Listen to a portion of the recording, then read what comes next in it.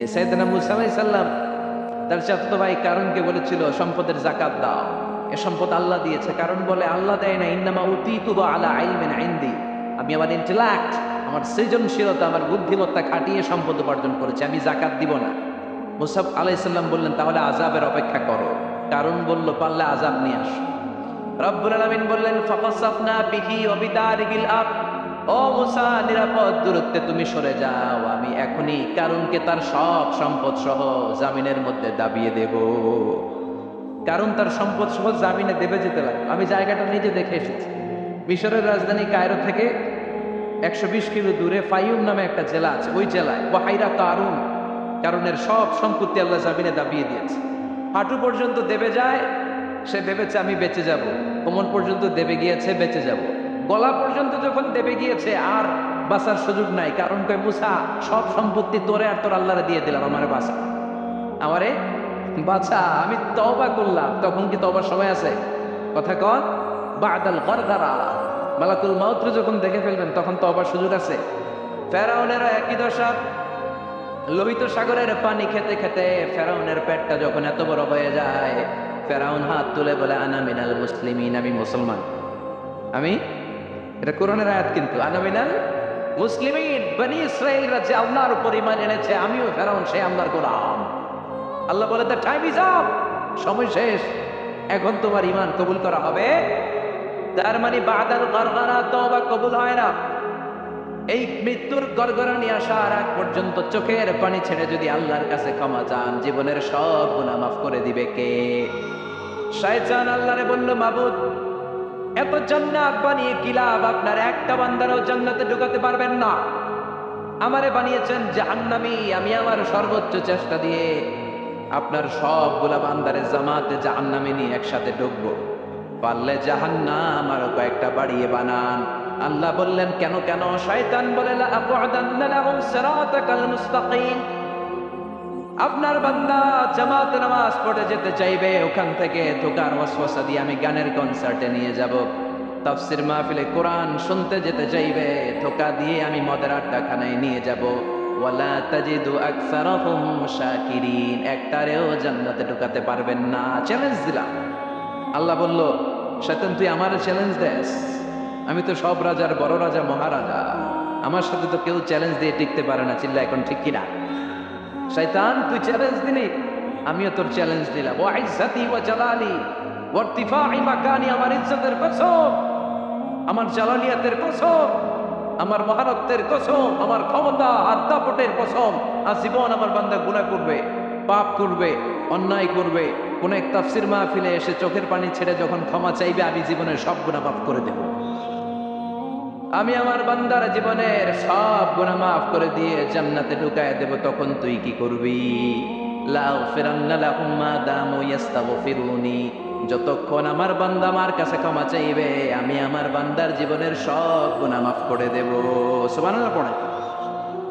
এজন্য রব্বুল আলামিন বলেন ইয়া আইয়ুহাল্লাযীনা আমানু তুবু ইলাল্লাহি তাওবাতান নাসুহা, তওবার মতো তওবা করো। তওবার মতো তওবা করলে যত বড় অন্যায় হোক, পাপ হোক, গুনাহ হোক, সব গুনাহ মাফ করে দিতে পারে কে? সাইয়েদনা আদম আলাইহিস সালাম ভুল করলেন, শত শত বছর কাঁদলেন। আল্লাহ বললেন ও আদম কিছু বাক্য তোমারে শিখিয়ে দেই, এই বাক্য দিয়ে তুমি আমার কাছে তওবা করো, তোমার তওবা কবুল করে নেব।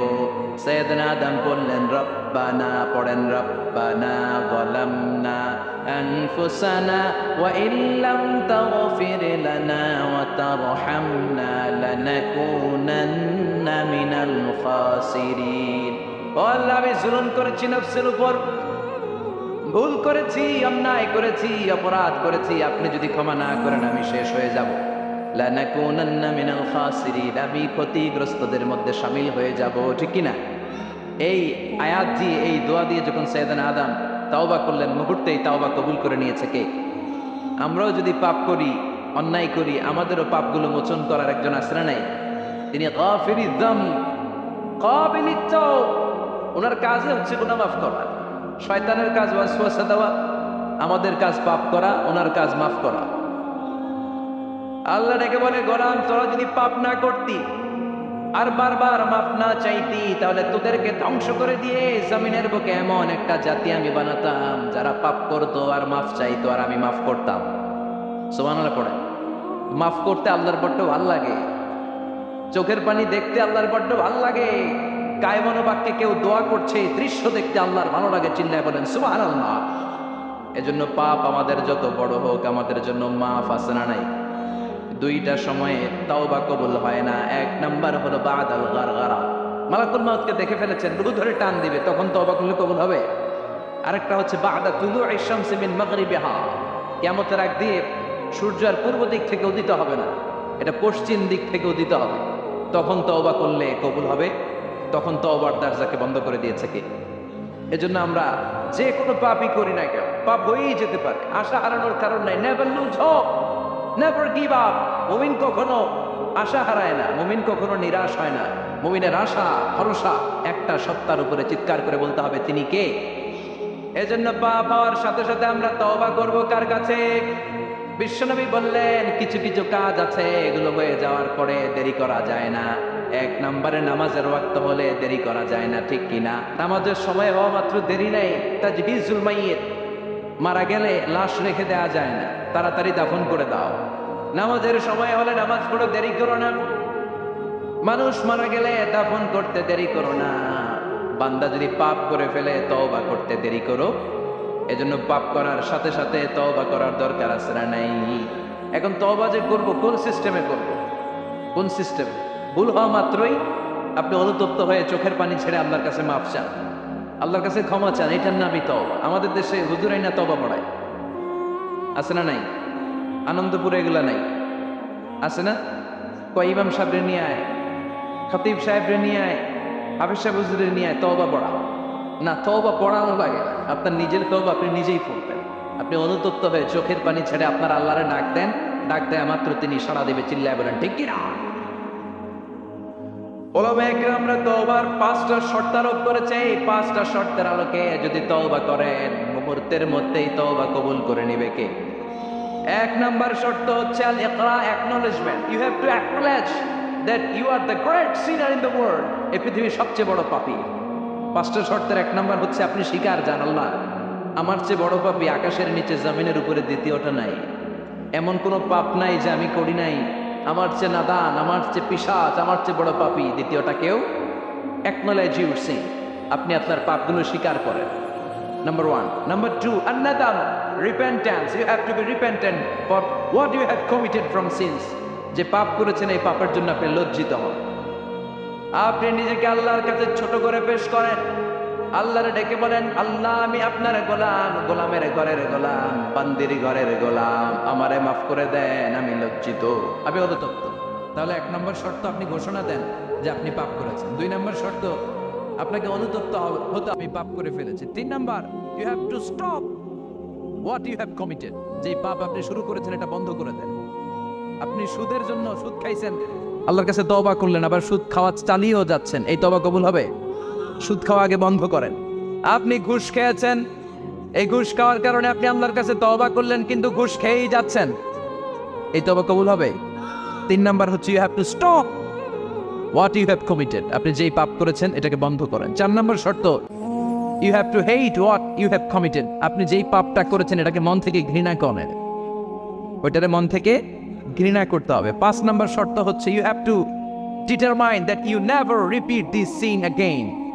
আল্লাহর কাছে ওয়াদা দেন, কমিটমেন্ট দেন যে আল্লাহ পারতপক্ষে আমার জীবনে আর এই কাজটা করব।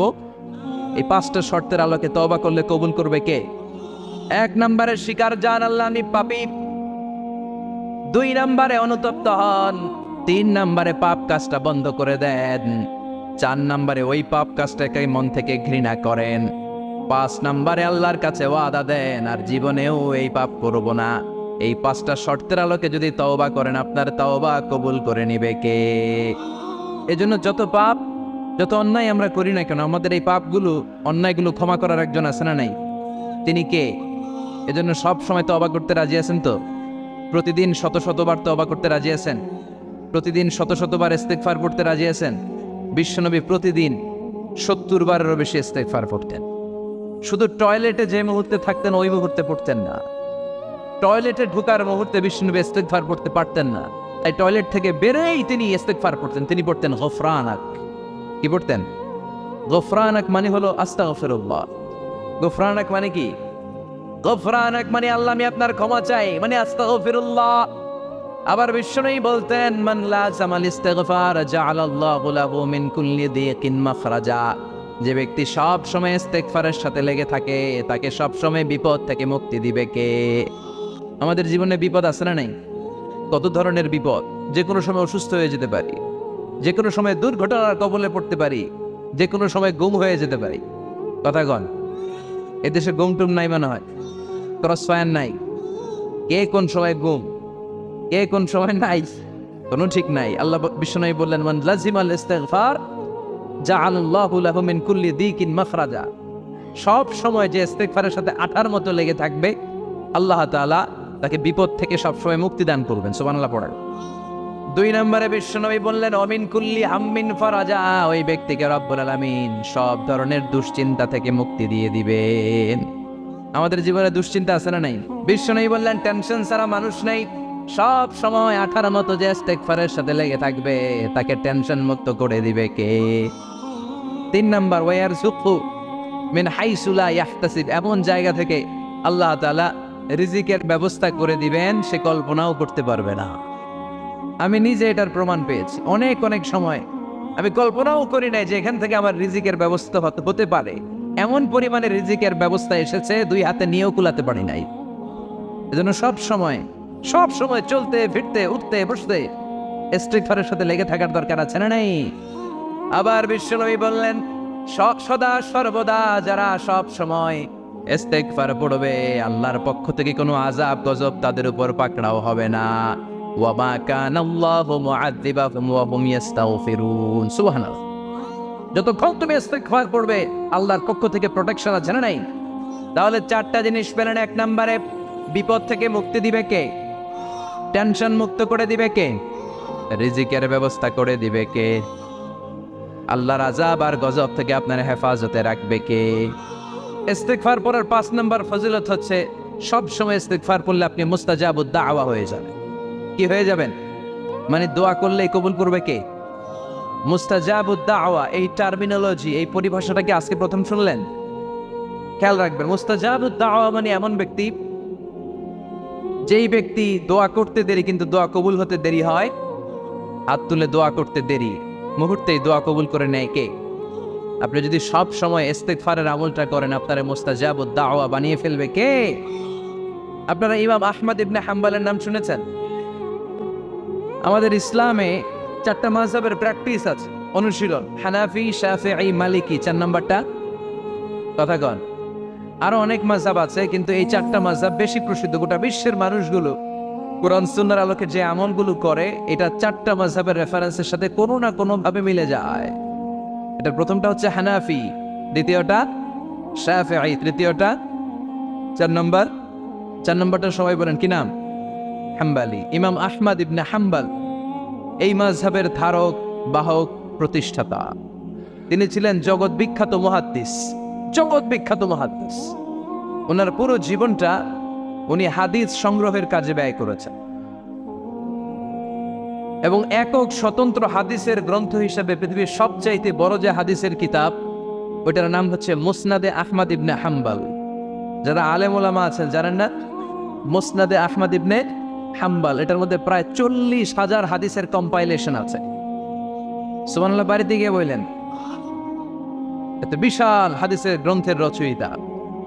ওনার শেষ জীবনে উনি হাদিস সংগ্রহের জন্য সফর করতেন। শীতের এক রাতে তিনি সফরে বেরিয়েছেন। এক মসজিদে মাগরিব আর এশার সালাত পড়ে তিনি ভাবলেন ফজরের সালাতে এই মসজিদে পড়ে সকালবেলা বেরোবো, যেহেতু বাইরে শীত কই আর যাব। ব্যাগ থেকে কাঁথা বের করে হাদিস পড়তে শুরু করেছেন আর ভাবলেন হাদিস পড়তে পড়তেই রাতটা কাটিয়ে দিবে। কিন্তু মসজিদের দারোয়ান এসে বলে মুরব্বী মসজিদে তো থাকা যাবে না, আপনি বেরোন। আহমদ ইবনে হাম্বল অনুনয় বিনয় করলেন যে তোর কাছে হাত জোর করে ক্ষমা চাই বাবা, এই শীতের রাতে আমারে বের করে দিস না, আমি রাতটা মসজিদে কাটাতে যাই। আমি ফজরের নামাজেরও মুসল্লি এই মসজিদের, ওই ফজর পরে তারপরে যাব। দারোয়ান সে না ছোট বান্দা, সে বলে না মসজিদে থাকতে পারবেন না, বেরোন। বেরোন, না বেরোলে গাঠি সহ ঘাট ধাক্কা দিয়ে বের করে দেন। চিনতে পারে নাই যেটা মুহাদ্দিস উদ্দাহার, এ যুগের সর্বশ্রেষ্ঠ মুহাদ্দিস ইমাম আহমদ ইবনে হাম্বল। এখন উনি আর কি করবেন, কিছু করতে না পেরে ব্যাগ নিয়ে বের হয়ে গেলেন। প্রচন্ড শীতের রাতে, কনকনের শীতে তিনি কাঁপছেন। হাঁটতে হাঁটতে চলতে চলতে হঠাৎ দেখলেন একটা বাজার। ওই বাজারে এক খাব্বাজ, রুটির দোকানদার, শাবুন খাব্বাজ, যুবক রুটি বানাচ্ছে। যে সালাম দিলেন, আসসালামু আলাইকুম। বাবা, শীতের রাতে বিপদে পড়েছে, যাওয়ার জায়গা নেই। তোমার যে চুলাতে তুমি রুটি বানাও, এই চুলার পাশে বসে যদি সারা রাত আমি কাটিয়ে দেই আর চুলা থেকে আগুন পোয়াই, তোমার কি কোনো ক্ষতি হবে? যুবক বলেন, না না, কোনো ক্ষতি হবে না। আহলান ওয়া সাহলান, আমার হাবান বিক, ওর সামনে, এটা তো প্রশ্ন আছেই আমার, আপনি আগুন পোয়ালে আমার সমস্যা কি, আসেন। ইমাম আহমদ ইবনে হাম্বল যুবককে শুকরিয়া জানিয়ে, আল্লাহর শুকরিয়া করে চুলার পাশে বসে আবার হাদিস পড়তে লাগলেন। কিন্তু তিনি লক্ষ্য করলেন যে যুবকটা একটু পর পর আওয়াজ করে পড়ে আস্তাগফিরুল্লাহ। কি পড়ে? আটা দিয়ে রুটি বানায়, পড়ে আস্তাগফিরুল্লাহ। রুটির খামির বানায়, পড়ে আস্তাগফিরুল্লাহ। খামিরগুলো দলা বেঁধে গোল গোল করে সাজিয়ে রাখে, আর কি পড়ে? বেলুন দিয়ে এগুলোর বলে চুলার ভিতরে ঢুকায় দেয়, আর কি পড়ে? কেউ রুটি কিনতে আসলে তার হাতে রুটি তুলে দেয়, আর কি পড়ে? টাকা দিলে টাকা নিয়ে ক্যাশ বক্সে রেখে দিয়ে কি পড়ে? শুধু পড়ছে আস্তাগফিরুল্লাহ, আস্তাগফিরুল্লাহ। ইমাম আহমদ ইবনে হাম্বল তো অবাক, ঘটনা কি, এই যুবকের হলোটা কি? শুধু আস্তাগফিরুল্লাহ। তিনি হাদিসের কিতাবটা বন্ধ করে যুবকটা জিজ্ঞেস করলেন, বাবা, আসার পর থেকেই দেখছি তুমি শুধুই পড়ছো আস্তাগফিরুল্লাহ, আস্তাগফিরুল্লাহ, আস্তাগফিরুল্লাহ। ঘটনাটা কি? কেন এত তুমি ইস্তিগফার পড়ো? যুবক বলল, এটা আমার একটা চিরাচরিত আমল, সব সময় আমি এই আমলটা করি। আমি সব সময় ইস্তিগফারের সাথে আঠার মতো লেগে থাকি, আর সব সময় ইস্তিগফার করার কারণে আল্লাহ তাআলা আমাকে মুস্তাজাবুদ দাওয়া বানিয়ে দিয়েছে। মানে আমি দোয়া করলে দোয়া কবুল হয়ে যায়। এই জীবনে আমি যত দোয়া হাত তুলে করেছি, মুহূর্তের মধ্যে আমার দোয়াগুলো কবুল করে নিয়েছে কে? শুনে তো ইমাম আহমদ ইবনে হাম্বল অবাক, বলে কি, আনতা মুস্তাজাবুদ দাওয়া? তুমি মুস্তাজাবুদ দাওয়া? তুমি দোয়া করলেই কবুল? না, আনা মুস্তাজাবুদ দাওয়া। হ্যাঁ, আমি দোয়া করলেই কবুল হয়ে যায়। তুমি জীবনে যা দোয়া করেছো সব পেয়েছো? হ্যাঁ, আমি জীবনে যা দোয়া করেছি আমি সব পেয়েছি, সব দোয়া কবুল হয়েছে আমার জীবনে, শুধু একটা দোয়া ছাড়া। ইমাম আহমদ ইবনে হাম্বলের কৌতূহল আরো বেড়ে গেল। সব দোয়া তোমার কবুল হয়েছে, একটা দোয়া কবুল হয় নাই, সেটা আবার কি? যুবক বলতে আরম্ভ করলো, আমার যে দোয়াটা কবুল হয় নাই সেটা হচ্ছে আমি আল্লাহর কাছে অনেকবার দোয়া করেছি, আল্লাহ, শুনেছি এই জামানার সবচেয়ে বড় মুহাদ্দিস, তার নাম নাকি ইমাম আহমদ ইবনে হাম্বল। আল্লাহ, তোমার কাছে আমার আকুতি, তোমার কাছে আমার মিনতি, আমি যেন এত বড় মুহাদ্দিসের হাতে হাত রেখে মুসাফা করতে পারি আর তার কপালে একটা চুমু দিতে পারি। আমার এই দোয়াটা আজও কবুল হয় নাই। আজও আল্লাহ তাআলা এই দোয়াটা কেন যে কবুল করেন আমি জানি না। এই কথা শুনে ইমাম আহমদ ইবনে হাম্বল আবেগপ্রবণ হয়ে গেলেন, আর নিজেকে ধরে রাখতে পারলেন না, চোখের পানি ছেড়ে দিলেন আর বললেন, ইয়া শাব, হে যুবক, আহমদ ইবনে হাম্বলের সাথে দেখা করার জন্য তোমার আহমদ ইবনে হাম্বলের দরবারে যাওয়ার দরকার নাই, তোমার এই দোয়াটাও আল্লাহ কবুল করে নিয়েছে। আহমদ ইবনে হাম্বল দেখা দেওয়ার জন্য তোমার দরবারে ছুটে এসেছে। আনা আহমদ ইবনে হাম্বল, মুহাদ্দিসুদ দাহর, আমি হচ্ছে আহমদ ইবনে হাম্বল। যুবক নিজেকে ধরে রাখতে পারে না, চোখের পানি ছেড়ে দিয়ে ওই যুগের সবচাইতে বড় মুহাদ্দিসকে জড়িয়ে ধরে হাতের মধ্যে হাত রেখে মুসাফা করে আহমদ ইবনে হাম্বলের কপালে চুমুকে দেয়, আর আহমদ ইবনে হাম্বলের কাছে দোয়া চেয়ে বলল, ও ইমাম, রব্বুল আলামিন আমার জীবনের কোনো দোয়া আজকে আর বাকি রেখে দেন নাই, এই যেই দোয়াটা বাকি ছিল এই দোয়াটাও আল্লাহ কবুল করে নিয়েছে।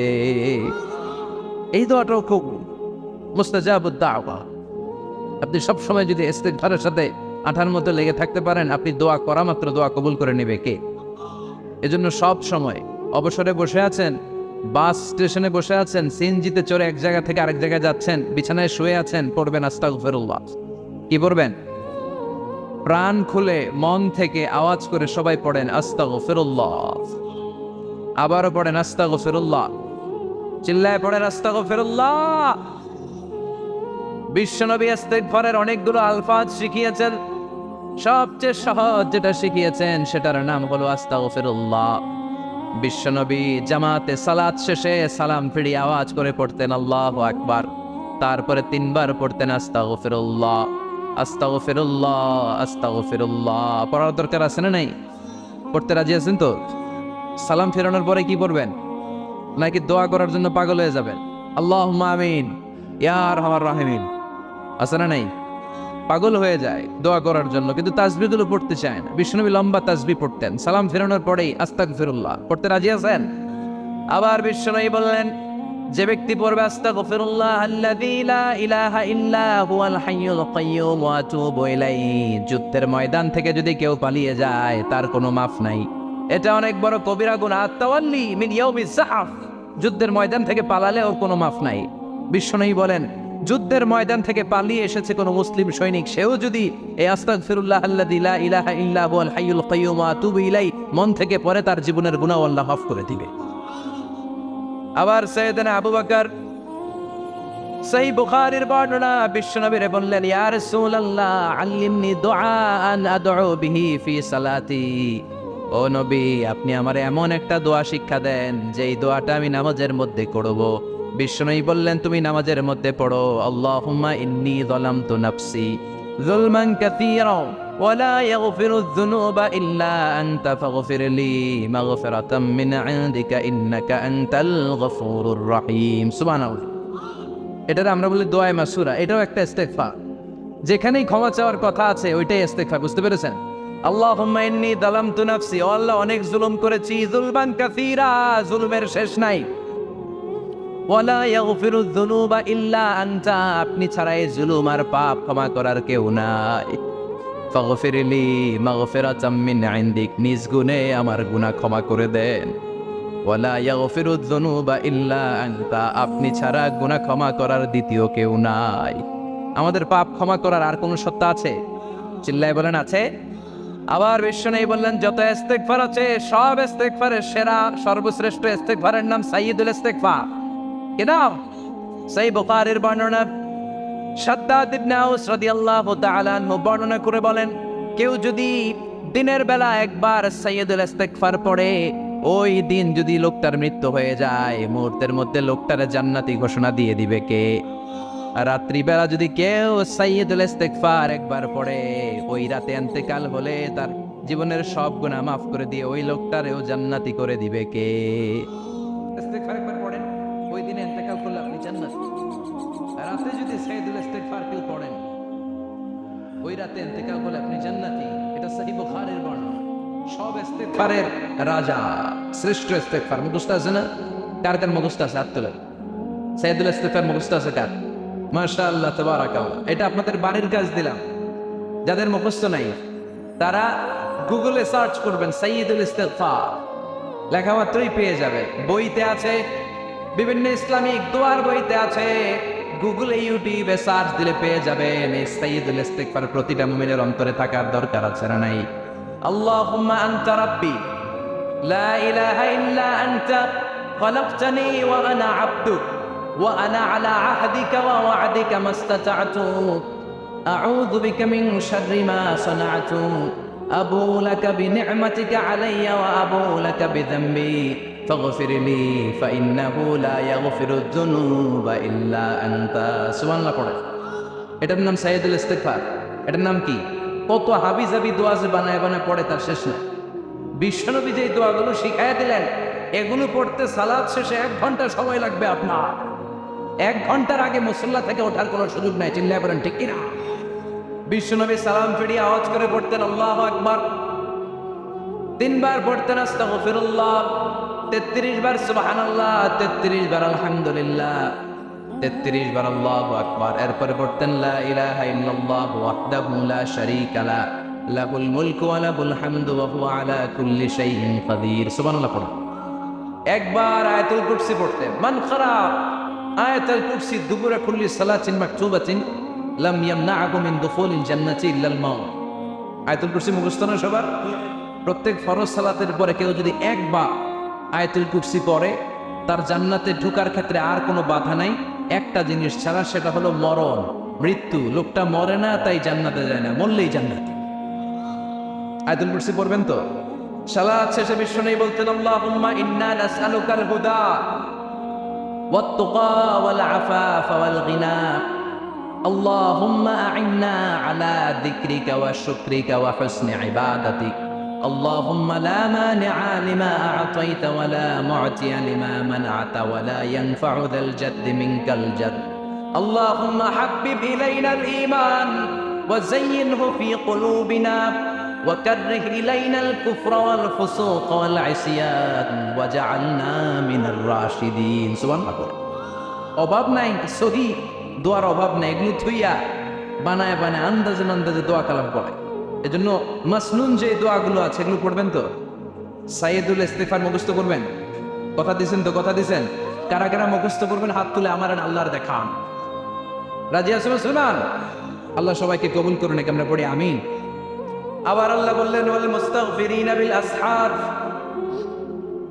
ওয়াল মুস্তাগফিরিনা বিল আসহার আমার প্রিয় বান্দারা শেষ রাতে চোখের পানি ছেড়ে তাহাজ্জুদের নামাজে যায় নামাজ ভিজায় আর শেষ রাতে ইস্তেগফার পড়ে ঠিক কিনা যেই নবীর কোনো পাপ নাই যেই নবীর কোনো অন্যায় হয় নাই গুনাহ হয় না ওই নবীকে আল্লাহ ইস্তেগফার করার অর্ডার করেছে রব্বুল আলামিন বলেন ফাসাব্বিহ বিহামদি রাব্বিকা ওয়াস্তাগফিরহু ইন্নাহু কানা তাওয়াবা ফাসাব্বিহ নবী তাসবিহ পড়েন বিহামদি রাব্বিকা রবের নামে রবের প্রশংসার তাসবিহ পড়েন ওয়াস্তাগফিরহু তার কাছে ক্ষমা চান ইস্তেগফার পড়েন ওয়াস্তাগফিরহু ফাসাব্বিহ বিহামদি রাব্বিকা ওয়াস্তাগফিরহু নবী আপনি ইস্তেগফার পড়েন যে নবীর কোনো গুনাহ নাই ওই নবীকে যদি আল্লাহ ইস্তেগফার করার অর্ডার করতে পারেন আমাদের ইস্তেগফার করার দরকার আছে না প্রতিদিন কম করে 100 বার ইস্তেগফার করব কয়বার চিল্লায় বলেন কয়বার আওয়াজ করে সবাই আবার পড়েন আস্তাগফিরুল্লাহ আর জোরে পড়েন আস্তাগফিরুল্লাহ এজন্য পাপ হোক অন্যায় হোক শয়তানের ওয়াসওয়াসায় পড়ে নামাজ ছেড়ে দিয়েছি মিথ্যা কথা বলেছি আব্বা আম্মার সাথে বেয়াদবি করেছি জুলুম করেছি মুহূর্তেই চোখের পানি ছেড়ে 2 রাকাত নামাজ পড়ে তওবা করে ইস্তেগফার করে ক্ষমা চাইবো কার কাছে চিল্লায় বলেন কার কাছে এগুলো হচ্ছে মুমিনের হাতিয়ার এই তওবা এই ইস্তেগফার this is the weapon of believers এগুলো বিশ্বাসীদের হাতিয়ার তলোয়ার ড্রোন হামলা মিসাইল AK-47 এগুলো আমাদের হাতিয়ার নয় আমাদের আসল হাতিয়ার হচ্ছে তওবা আমাদের আসল হাতিয়ার হচ্ছে ইস্তেগফার আমাদের আসল ওয়েপন হচ্ছে জিকির চিল্লায় বলেন ঠিক কিনা আর জিকিরটা হতে হবে একজনের নামে চিল্লায় বলেন তিনি কে ওয়াজকুর রাব্বাকা ফি নাফসিকা তাদাররুআ ওয়া খীফা ওয়া দুনাল জাহরি বিল কওলি বিল গুদুওয়ি ওয়াল আসাল ওয়া লা তাকুন মিনাল গাফিলিন আল্লাহ বললেন ওয়াজকুর রাব্বাকা ফি নাফসিকা তাদাররুআ ওয়া খীফা আল্লাহর জিকির করো আল্লাহর নাম জপো মনে মনে বিনয়ের সাথে গোপন ভাবে চিৎকার চেঁচামেচি করো না কিন্তু আমাদের জিকিরের ভেতরে চিৎকার চেঁচামেচি আছে না নাই আমরা মাহফিলের মধ্যে মাঝে মাঝে লা ইলাহা ইল্লাল্লাহর জিকির করাই না আওয়াজ করে এটা হচ্ছে তালিমের জন্য জায়েজ আছে কিন্তু শ্রেষ্ঠ জিকির হচ্ছে একা একা জিকির করা আল্লাহ বললেন তাদাররুআ ওয়া খীফা কোরআনের আয়াত তাদাররুআ ওয়া খীফা with full of humility and humbleness বিনয়ের সাথে জিকির করো খীফা গোপনে গোপনে দুনাল জাহারি বিল কওল চিৎকার না করে কিন্তু চিৎকার করে লাফিয়ে লাফিয়ে জিকির করে দেশে আছে না নাই কথা বলেন ইন্নাল্লাহা জামিল ওয়া ইউহিব্বুল জামাল আল্লাহ নিজে সুন্দর আর সব সুন্দরকে আল্লাহ পছন্দ করেন দেখবেন এই দেশে কিছু জিকির আছে ওইটার মধ্যে আল্লাহর নাম বোঝা যায় না আছে না নাই হুই হাই করে লাফালাফি করে যে হুই হুই হুই হুই যে করে এই হুই হুই এর মধ্যে আল্লাহর নাম আছে কথা কয় যেই শব্দে আল্লাহর নাম নাই ওটা দিয়ে জিকির করা যাবে কত ধরনের ভয়ঙ্কর জিকির আবার জিকিরও করে বাঁশের উপরও লাফায় যিনি জিকির পরিচালনা করে তার কাঁধের উপর যে চেপে বসে আছে না নাই এটা কি জিকিরের সৌন্দর্য কথা বলে আমরা জিকির করব ওই পন্থায় যে পন্থায় বিশ্বনবী করেছেন সাহাবারা করেছেন বিশ্বনবী জিকির করতেছেন সাহাবারা জিকির করতে করতে বিশ্বনবীর কান্দে উঠছে আছে না হাদিসে সাহাবারা জিকির করতে করতে খেজুর গাছের চূড়ায় উঠেছে কথা বলে জিকিরের মধ্যে সৌন্দর্য আছে না নাই এই জন্য জিকিরের সৌন্দর্যগুলো অবলম্বন করে যেন আমরা আল্লাহরা ডাকতে পারি চিল্লায় বলেন ঠিক কিনা এজন্য রাব্বুল আলামিন বলেন ফাযকুরুনি আযকুরকুম ওয়াশকুরুলি ওয়ালা তাকফুরুন বেশি বেশি আমার জিকির করো, তাইলে আমিও তোমাদের জিকির করব। আমরা আল্লাহরে ডাকলে আল্লাহ নাকি আম করে ডাকে, ভাল লাগে? আল্লাহ বললেন ফাইন যাকারানি ফি নাফসি যাকারতুহু ফি নাফসি। আমার বান্দা যদি একা একা আমার জিকির করে, আমি আমার বান্দার একা একা জিকির করি। আমার বান্দা যদি মহাসম্মেলনে মহাসমাবেশে সবাই নিয়ে আমারে ডাকে, আমি এর চাইতে শ্রেষ্ঠ একটা মহাসম্মেলন ফেরেশতাদেরকে নিয়ে করে আমার বান্দার জিকির করি। ওয়া ইন তাকাররাবা ইলাইয়া শিবরান তাকাররাবতু ইলাইহি যিরাআন। আমার কোন বান্দা আমার দিকে যদি এক বিঘত এগিয়ে আসতে চায়, আমি আমার বান্দার দিকে এক হাত এগিয়ে যেতে চাই। আমার বান্দা যদি আমার দিকে এক হাত এগিয়ে আসে, আমি আমার বান্দার দিকে দুই হাত এগিয়ে যাই। ও ইন আতানি ইয়ামশি আতাইতুহু হারওয়ালা। আমার বান্দা যদি আমার দিকে হেঁটে হেঁটে আসতে চায়, আমি আমার বান্দার কাছে দৌড়ে দৌড়ে যাই। কি আল্লাহ আমরা পাইছি, ডাকা মাত্রই তিনি সাড়া দেয়। চিল্লায় বলেন ঠিক কিনা? এজন্য সবসময় আল্লাহর জিকির দিয়ে হৃদয়টারে সিক্ত রাখার দরকার আছে না নাই? বিষ্ণু বললেন লা ইয়াজালু লিসানুকা রাতমান মিন যিকরিল্লাহ। সব সময় আল্লাহর জিকির দিয়ে জিহ্বাটারে ভিজায় রাখো। জিকির করেন লা ইলাহা ইল্লাল্লাহ, লা ইলাহা ইল্লাল্লাহ মুহাম্মাদুর রাসূলুল্লাহ সাল্লাল্লাহু। মাসালুল লাযী ইয়াযকুরু রাব্বা ওয়াল্লাযী লা ইয়াযকুরু রাব্বা মাসালুল হাইয়্যি ওয়াল মাইয়্যিত।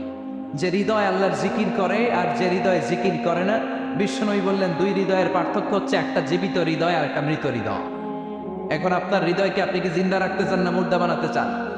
আবার আল্লাহ বললেন আলা বিযিকরিল্লাহি তাতমাইন্নুল কুলুব। দুনিয়ার কোন জিনিস দিয়ে কলবের পরিচ্ছন্নতা হয় না। দুনিয়ার কোন জিনিস দিয়ে কলব পরিচ্ছন্ন হয় না, কলবের খাদ্য হয় না। কলবের খাদ্য হয় একটা জিনিস দিয়ে, সেটা কি? আল্লাহর জিকির। এজন্য কলবের মধ্যে কি বসাবেন? নাকি আয়না? আয়না বসাইয়া দেমন কলবের ভিতর বাবারে।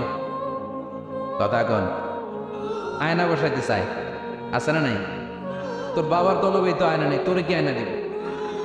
বিশ্বনবী কলবে আয়না বসাইছে, সাহাবারা আয়না বসিয়েছে, আবু হানিফা কলবের ভেতরে আয়না বসিয়েছে, ইমাম শাফিঈ কলবে আয়না বসিয়েছে। কলবে আল্লাহর জিকির ছাড়া কোনো আয়না ফায়না বসানো চলবে না। চিৎকার করে বলেন ঠিক কিনা? আবার বিশ্বনবী বললেন আফদালুয যিকরি লা ইলাহা ইল্লাল্লাহ। জিকিরের জগতে যত জিকির আছে, শ্রেষ্ঠ জিকির হলো লা ইলাহা। মান ক্বালা লা ইলাহা ইল্লাল্লাহ সিদকান মিন কলবিহি দাখালাল জান্নাহ। ঈমানের সাথে ইখলাসের সাথে একবার কেউ যদি লা ইলাহা ইল্লাল্লাহ পড়ে, তার জন্য জান্নাতকে ওয়াজিব করে দিবে কে? এটার নাম কালিমাতে তাইয়্যিবা। কি নাম? দারাবাল্লাহু মাসালান কালিমাতান তাইয়্যিবাতান কাশাজারাতিন তাইয়্যিবা আসলুহা সাবিতুন ওয়া ফারউহা ফিস সামা। এই লা ইলাহার নাম আল্লাহ দিলেন কালিমায়ে তাইয়্যিবা। কি নাম?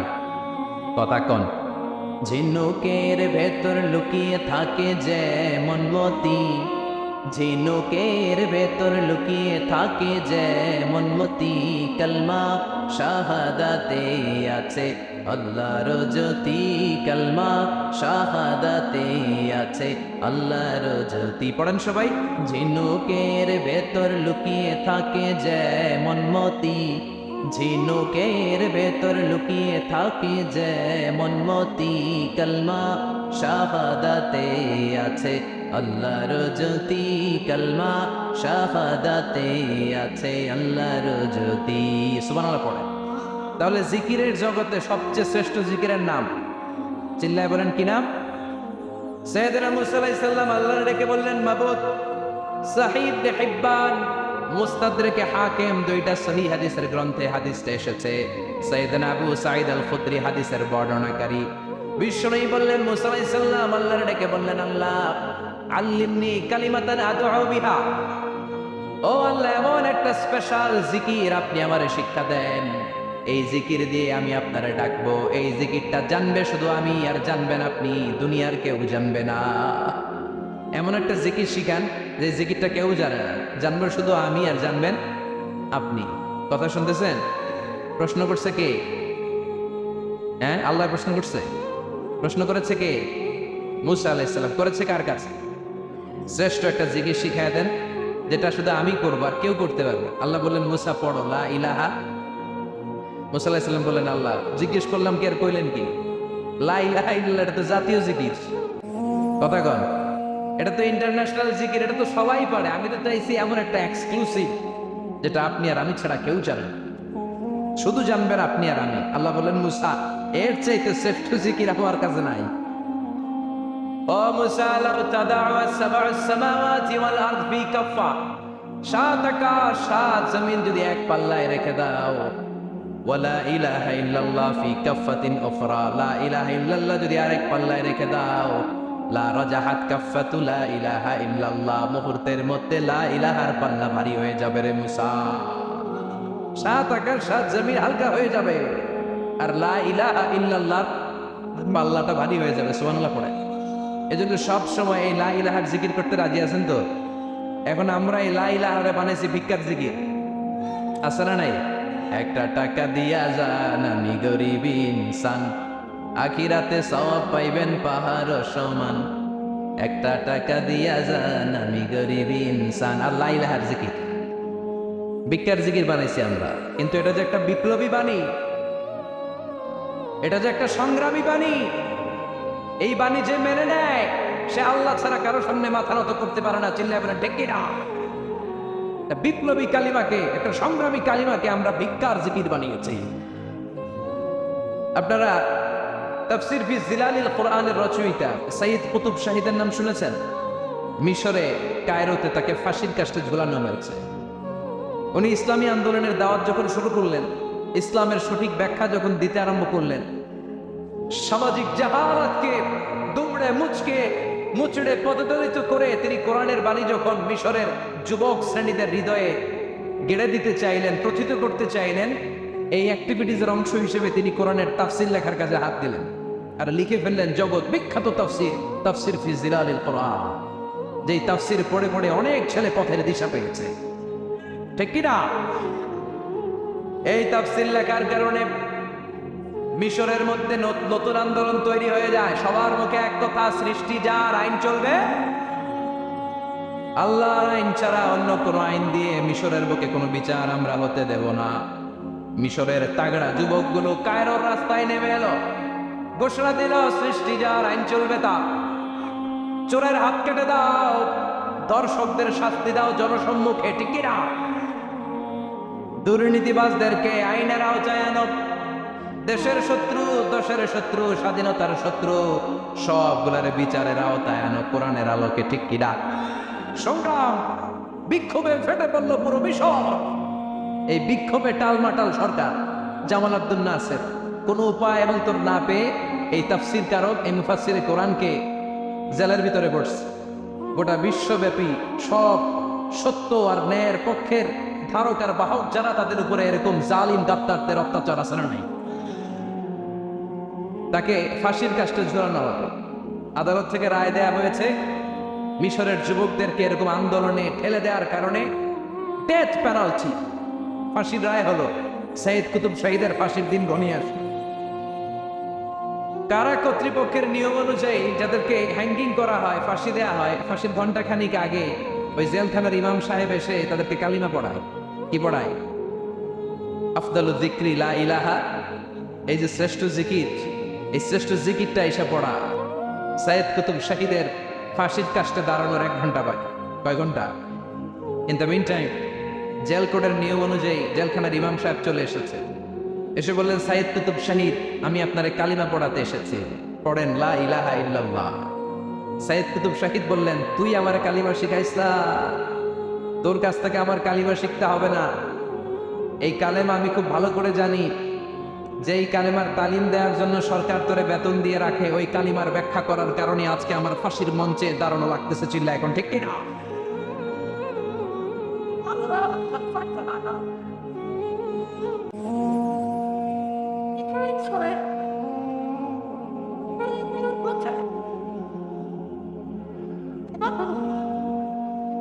একই কালেমার তালিম তুমি দাও, তোমার টাকার বান্ডিল দেয়, আর ওই কালেমার এক্সপ্লেনেশন ব্যাখ্যা আমি সমাজে দিয়েছি তাই আমারে ফাঁসি দেয়।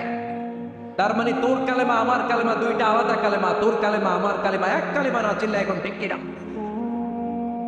তার মানে কালেমায় আর কালেমায় পার্থক্য আছে না নাই? ইমানে ইমানে পার্থক্য আছে না নাই? এই স্বপ্ন প্রতিটা মুমিনের অন্তরে থাকার দরকার আছে না নাই? ইসলাম বিজয়ী শক্তির মসনদে বসুক, এটা যে সহ্য করতে পারে না, অন্তর থেকে যে এটা চায় না, ও মুমিন নয়, ও মুনাফিক, চিল্লা এখন ঠিক কিনা?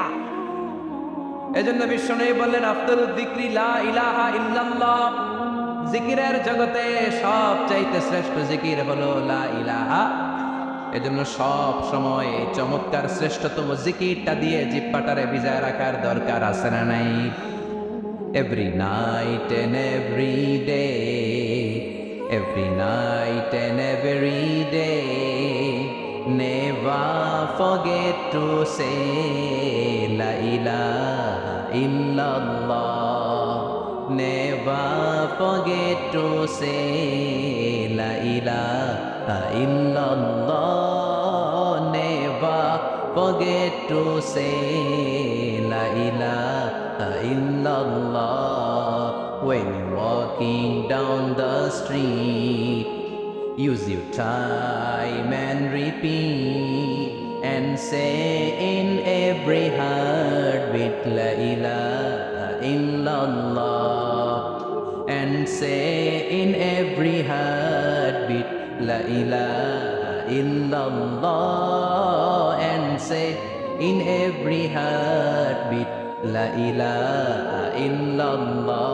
সবাই পড়েন every night and every day, every night and every day, never forget to say la ilaha illallah, never forget to say la ilaha illallah. সুবহানাল্লাহ পড়েন।